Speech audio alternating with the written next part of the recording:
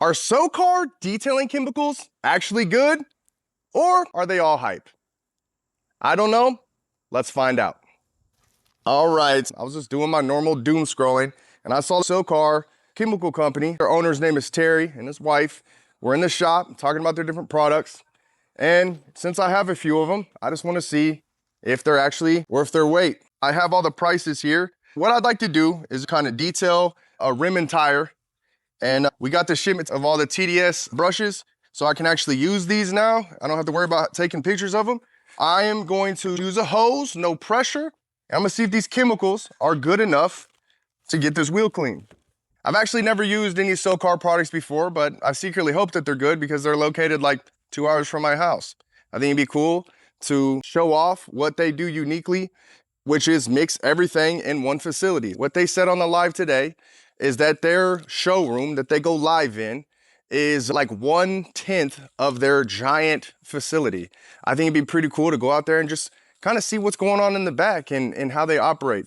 I know that my man Garrett over at Renegade is better at doing that than anybody in the industry. And I think it'd be cool to get someone on the East Coast doing that. We're gonna try out the Pit Crew wheel cleaner. It says it's easy to use, new wheel look, cuts through brake dust. Let's see what the directions are.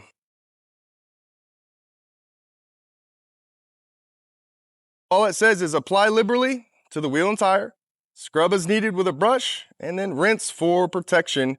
They do say to apply blue suede tire shine.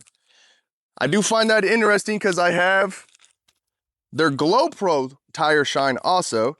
And this is something I see with a bunch of chemical companies. They always have a blue, and I always call it a solvent-based tire shine. I don't know if that's the right way of doing that, but what I've always told, the solvent ones are better for like off-road tires and stuff like that, water repellency.